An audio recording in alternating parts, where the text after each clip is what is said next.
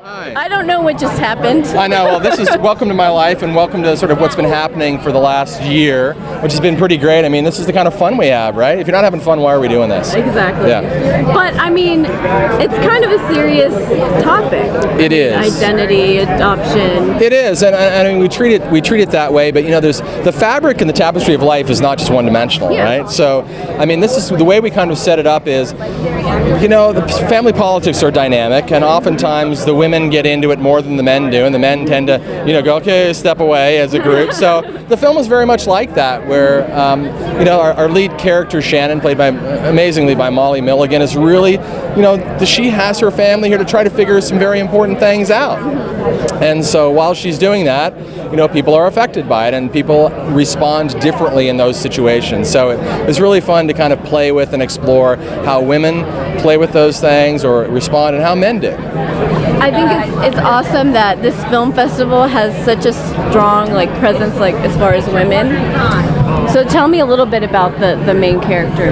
Well, it really is a female triangle of incredibly strong characters. You have Shannon, played by Molly Milligan, who's the Texas artist who invites everyone here. She's the adopted person. Then you have her mom, Maureen, who's her adopted mom, who's played incredibly by Mariette Hartley. And then you have her birth mother by the astonishing, you know, Meg Foster, Maggie. So, you know, really you have this triangle of three people from very different worlds, you know, all trying to figure out where their place is in the food chain. And you know, it can be a very, very difficult thing, because when you're adopted, one of the things I've learned in the process, and Shannon Kincaid has been, you know, instrumental in that, is one of the things that adopted people struggle with is, why did someone give me away? Like, I can't even imagine being in that situation, that someone didn't want me, especially as a baby. Like, what is that? That's just a very difficult thing to deal with. So obviously we explore some serious topics, but you know, we had a very fun time on set working with all these great actors. So how did you get involved with it? Because it was a contest. How did you hear about the contest, or how did you get involved? So I actually created the contest. Oh, you created the Yeah, so we were finishing up Occupy Texas, which premiered here on Friday, which I produced. And then Shannon Kincaid, we actually shot a lot of Occupy Texas in Shannon Kincaid's house. And if you've ever seen a film set in somebody's house, they never want to see you again, right? But I don't know, for some crazy reason, she came up to me and she said, you know, I have this amazing idea for a film. And we sat down, we talked about it, and you know, it was really fascinating. So we took really some great thematic elements. We went out to the screenwriting, created the Shona Project, which was the screenwriting competition.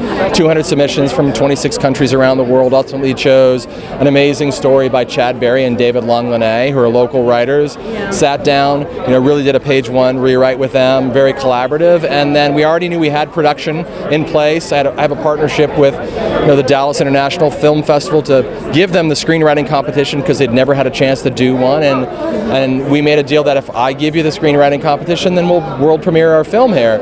And then Studio Movie Grill came in and said, what about a limited national theatrical release on top of that? So we'll be in theaters. You know, it's pretty great. We have an amazing package. It's amazing that everything's kind of local too. So. Well, I'm a transplant from Canada. I live here now, and I fell in love with a Texas girl, and so I really want to, you know, bring more projects here. And obviously, Occupy Texas was my first feature here, which was a great experience. And now we've had a chance to do number 2 here. So, you know, we're looking forward to doing more and more and more. What is the one special thing for a Canadian about Texas? You know, I'm wearing the boots, right? So, you know, I find Texans to be very much like Canadians. They're very honest, they're benevolent, they want to support you in what you do, and so it's been an easy transition for me. I love living here. Except for the heat, maybe. You know what? If the heat is the worst thing that you have to deal with, I'm okay with that. Okay, well, thank you so much. Yeah, my pleasure. Congratulations. Thank you. Nice to see you. Nice to see you too.